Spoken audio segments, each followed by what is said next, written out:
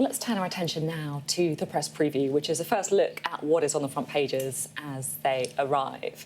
And in the next half hour or so, we'll be having a look at what's making the headlines with The Observer's chief leader writer, Sonia Sodha, and the Telegraph's associate editor for politics, Christopher Hope. Good to have you both on. Well, let's start, shall we, with having a bit of a rundown of what is on some of those front pages, shall we? The Mirror pictures the Queen's grandchildren standing vigil around her coffin. Their headline, Granny's Guard of Honour.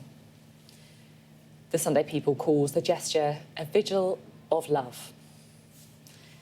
The Sunday Telegraph has the simple headline, Together for Granny. Let's have a look at the Sunday Times now, showing a cluster of mourners greeting Prince William. The Sunday Times describes the lengthy queues to Westminster Hall as the people's pilgrimage. And the Sunday Express has word of a campaign to establish a permanent bank holiday in Her Majesty's honour. And while The Observer covers today's royal events, their main concern is previewing a challenging week ahead for the new Prime Minister, Liz Truss. A quick reminder that if you just scan the QR code that you can see on screen right now during the programme, then you can check out the front pages of tomorrow's papers while you watch the three of us chew over what they have. So welcome once again to Sonia Sodha and Christopher Hope. Good to have you with us. Unsurprisingly, most of the newspapers focusing on that incredibly moving grandchildren vigil. The Sunday Mirror, Granny's Guard of Honour, their title. Absolutely, and I actually had to watch it this evening on Catch Up, but I found it so moving, actually, to see the 8 grandchildren, including Princes William and Harry, come in and do their 15-minute Guard of Honour around the Queen's coffin. I think it was a very moving sight. Obviously, you're going to be feeling very emotional, I think, if any of us thinks about what it would be like to stand vigil around the coffin of a parent or a grandparent. Very difficult to do and not to show emotion. And so a couple of the Queen's grandchildren are obviously very young, 18 and 14, and they took part in this as well. So there were question marks earlier in the week, I think, about whether this was going to happen, and the palace was always clear, well, it's up to the Queen's grandchildren whether they want to do it themselves, and they decided, the 8 of them together, that it was a tribute that they wanted to pay. But I think it was quite difficult to watch, actually. It's that kind of clash of the personal and the private and the very public gaze of the people in the hall, but also, of course, on TV screens and on the internet everywhere. And that connection that we all feel we have with the Queen. Few of us have met her, but we've all seen her. We see on stamps and money. But I mean, just watching the feed of everyone walking in, it's almost like a religious experience. They queue. I was in the queue tonight with my daughter, and we haven't got a ticket to go in yet, but you queue and you go up the stairs, and then you enter this blaze of light, and there's coffins there. And having been in the hall to watch it, it's like a moving portrait. I mean, it's like a big painting. So the colours are so clear, aren't they, and so well lit. And it just feels deeply emotional. I mean, a few things about the images on the front page here. You see Prince Harry there wearing his uniform. That was by special permission of the King. Also, I think Granny is probably spelt wrong for the royal family. They spell it with an IE at the end, which I don't understand. I saw that in the statement from Princess Beatrice and Eugenie today, so, dearest Granny. Not quite right, but no, we'll let them you'll off. let that go. Yes, Sub-editors it's gone. with you wouldn't get away with that one then, no. And just talking about the personal experience of it, I think what we really felt, wasn't it, that these are 8 grandchildren who obviously had a very personal relationship with their granny, the woman they call Granny. Eugenie and Beatrice talking about picking raspberries with her, or going for tea at her house. Yeah, that's right. But then at the same time, as you said, Sophie, she was also their queen, and for Princes William and Harry, who served in the armed forces, she was their sort of commander-in-chief as well, as it were. So I think it's, I think it was very, as I said, I think it was very moving to watch. I think it's quite difficult to think about having to do something like that yourself with the eyes of the nation on you, not just the mourners filing past, but, that so many people will have been tuning in to sort of watch it on TV. And for me, actually, it was kind of a mixed feeling, because I wanted to see it, but at the same time, you sort of feel like you're intruding almost on people's private grief as well. I felt the same, actually, about the Queen's children, but perhaps even more so with the grandchildren, particularly given 2 of them are so young. And the future is them, though. Those images you had there are amazing, and there's 8 of them, and she's gone, right? So the Duke of Edinburgh's gone, the Queen's gone. It's up to you guys now. That's a big moment. I mean, we're starting just over the road from here, aren't we, tomorrow with this massive meeting of the new king with all the Joe Biden, all the world leaders, like 100 state visits in a day. Tomorrow here outside your studio here, and it's all these are eight people. These young people are going to be the future of the monarchy. And not much time for private grief. Let's have a look at the front page of the Sunday People, shall we? Vigil of Love. And you're just seeing there William and Harry standing next to each other. And just to pick up on a point that you were making before about Harry wearing his uniform, that the first time that's happened since 2020, I think. Yeah, and I think it was, the right decision, because I think it would have been very difficult. I think everyone would have been commenting on it if he hadn't been in his military uniform. And I think the thing you've got to remember is that however you feel about Prince Harry, he served 2 active tour of duties in Afghanistan. So I think to not let him wear his uniform for this occasion, I just don't think it would have been right, actually. So I think it was fitting that King Charles allowed him to do so. And it's nice to see the two brothers together as well. Yeah, well, they're not in the same picture there, Sophie. They're different pictures. Cropped together. They are together. Yeah, they walk together. I mean, to me, this puts the whole sort of Meghan Harry drama into some kind of context. I mean, the sheer weight of the importance of the monarchy. Outside the studio, you've got scouts on the streets, you've got members of the armed forces giving out rugs in the queue, giving you a chair. I mean, it feels amazingly really proud to be British, and I think it puts the sort of soap opera of the Harry and Meghan show into some kind of context. And in many ways, it's just like any family, isn't it? People fall out, there is sort of drama, and then actually families do sort of tend to come together and put differences aside at a time like this. Let's hope they can keep talking. And the Sunday Telegraph was, again, using that word, as you were saying, together. So I guess that is the hope, to kind of bring the family together for Granny, their headline. Another misspelling of Granny that you might not be too happy with. Annoy us now. Sorry, viewers, I shouldn't have pointed it out. But they talk about the display of composure and family bonds from the grandchildren of Queen Elizabeth II at the vigil. It has been quite moving, hasn't it, the whole of the last few days, and the vigils in particular? I found it surprisingly moving, actually, just because I think it is this very public display of controlled emotion, which is what the royal family are quite known for. But at the same time, what must be going on in all of their heads, because you know that, for example, the grandchildren were, as you say, very, very close to the Queen, lots of very personal memories. So it is that dual thing of, and I sort of think about how I felt at my own grandparents' funeral. I mean, I was not as composed as that, let's put it like that.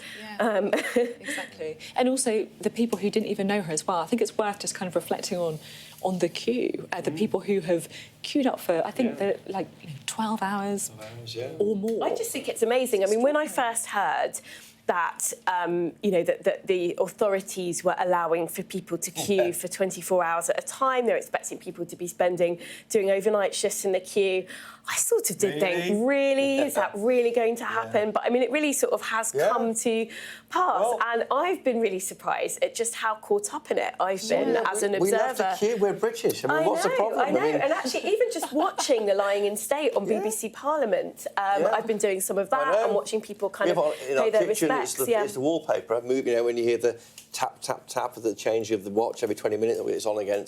It's all there. I mean, being in the queue tonight for an hour or two, it's so happy, it's jolly, you're being given rugs and chairs and water every 5 minutes, and it is... it's definitely become its own phenomenon, hasn't it? And it was quite hard when the accessibility queue we were in, we couldn't find a beginning, so we stood behind a few people, no, we're queuing with something else, so there aren't many sub-queues in the queue. And you mentioned you went with your daughter. It's been really lovely to me to see the number of young people in the queue as well. Yeah, they want to do it. I mean, they see it as something which, and I think it is part of it is definitely queuing to see the Queen's body.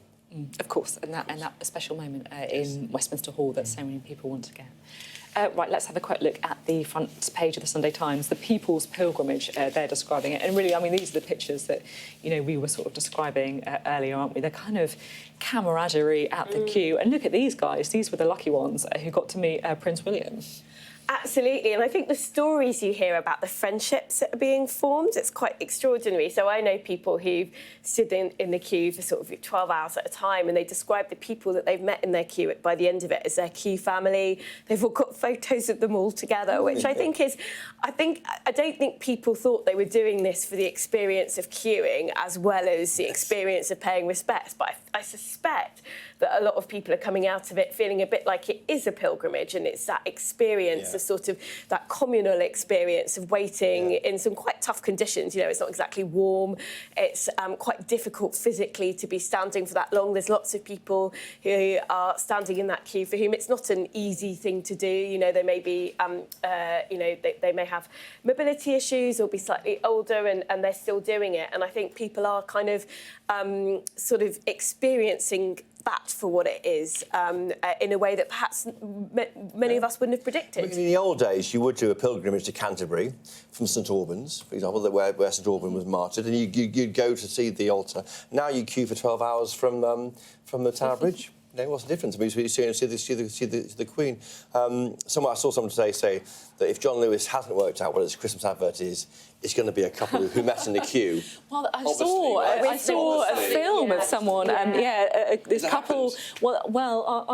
There's two young people, quite good looking, you know, maybe in their 20s. They're an attractive couple, right? Quite attractive couple, and they were saying how they'd met in the queue. They were going to go and watch the funeral together. I mean, it sounds a bit like a first dates experience to me. It's a Richard Curtis rom-com. I was actually joking, though, a couple of days ago to friends that if there isn't a queue marriage by the end of sort of 5 days of this experience, we're doing something wrong. And again, I mean, it's sort of, I think in some ways it's nice to be able to joke about it because this is such a sort of momentous occasion where there's a lot of grief, and I think it's nice to be able to find joy, the joy of the queue experience in some things. This photo on the front page here of Prince William reaching into the crowd there, of course, post-COVID, that's okay, but reaching into the crowd, shaking hands, and the Prince and Princess of Wales put a really nice note out on Twitter saying, thank you, this means so much, because this is like showing the royal family, there's a lot of love for you guys, and we're all behind you, and you need to have that almost, you know, checked again. Yeah, it is quite right. And also the point that you were making, Sonia, as well, about we do need a bit of joy in our lives, don't we? The news has felt so depressing recently that at the queue there's something quite life-affirming about it. Uplifting. The reporter here is Christina Lamb, who's a legendary war reporter.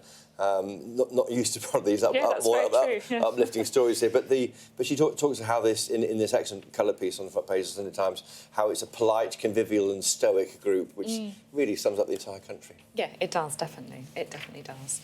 Right, let's have a look inside, shall we? We can just dip inside the Express now and have a look at the Express. They're talking there about some of the dignitaries, are they?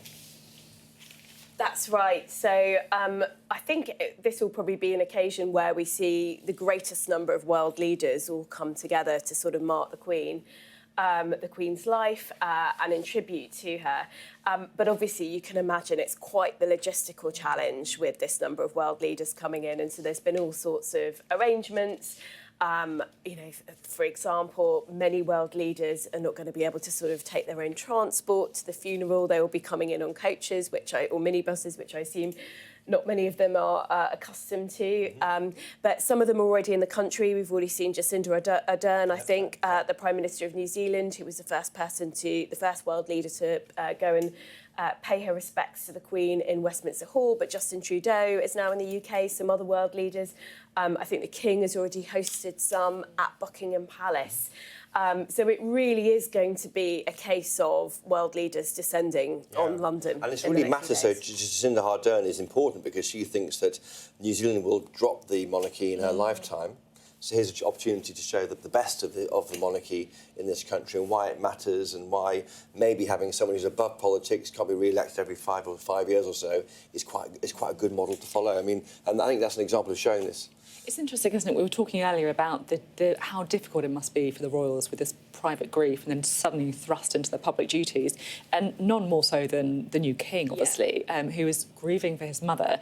And yet today he's meeting leaders of the Commonwealth realm, some of them who we know are thinking about potential referendums on becoming republics. The degree of acceptance, I mean, Prince of Wales, now King Charles, was out in Barbados last November, overseeing it becoming a republic.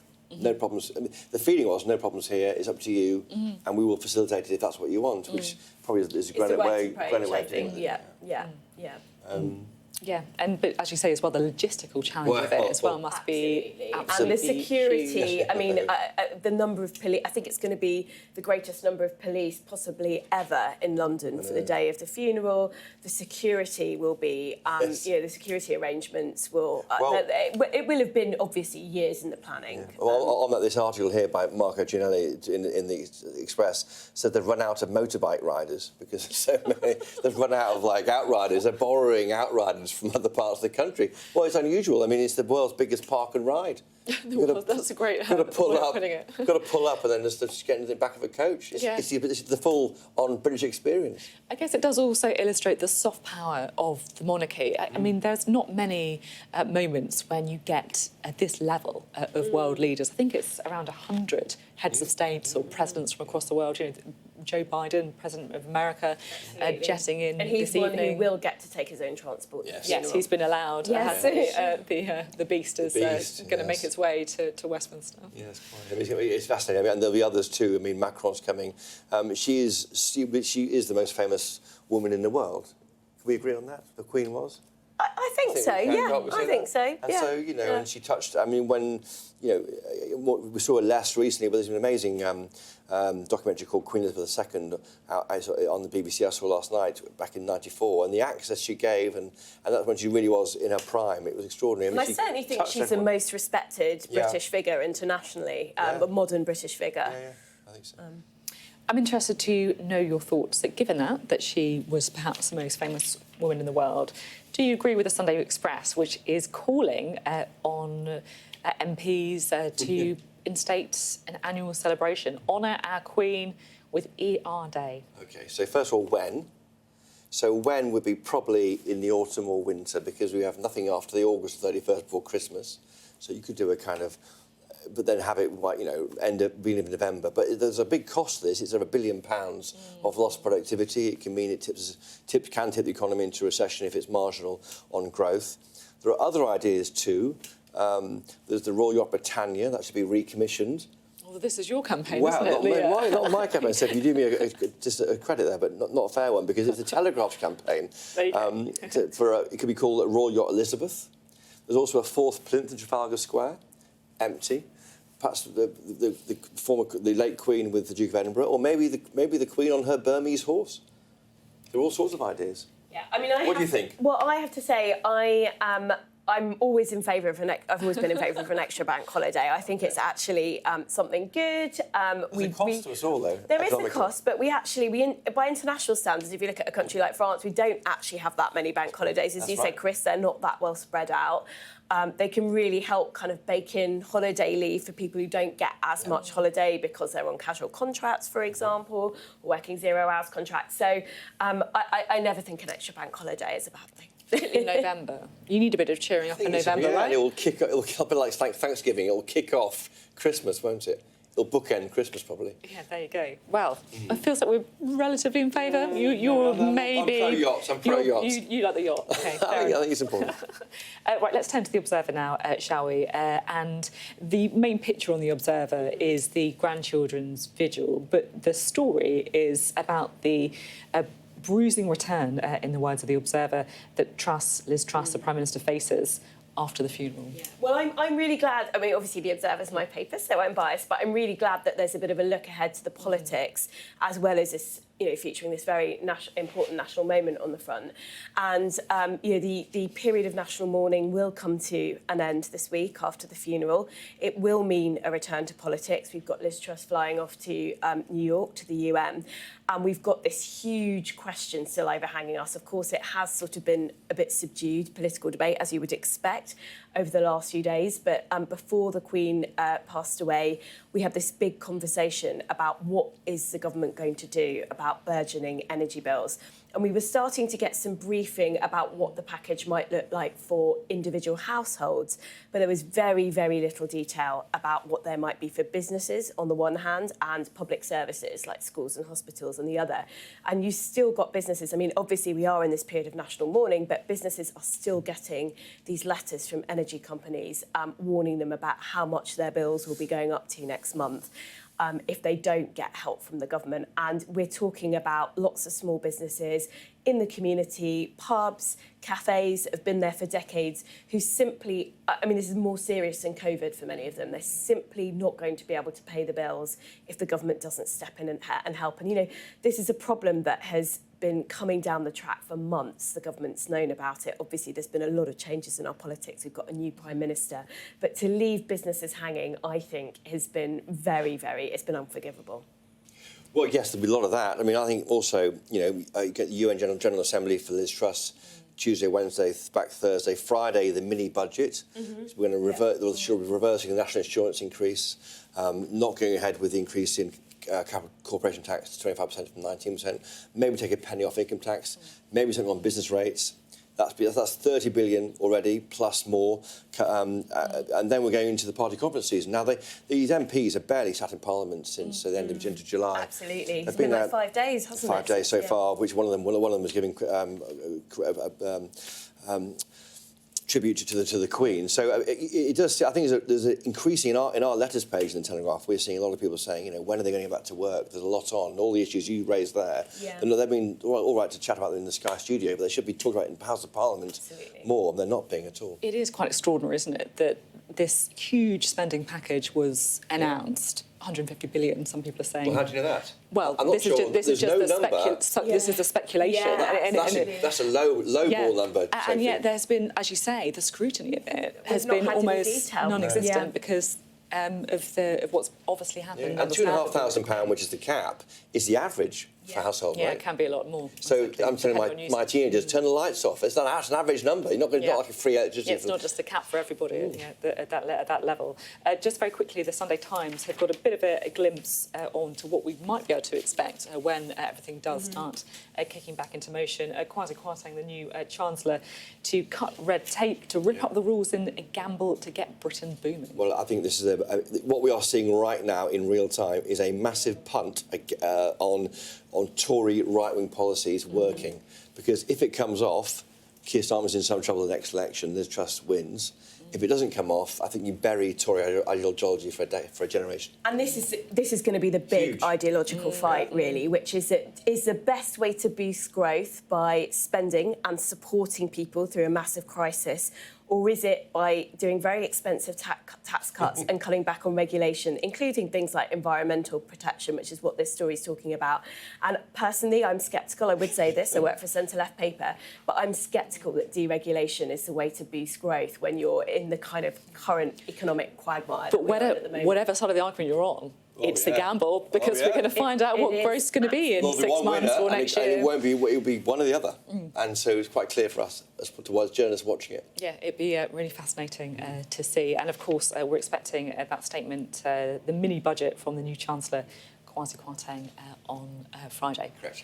Yeah, exactly. So there'll be interesting stuff coming up on that. Thank you both very much for being with us tonight.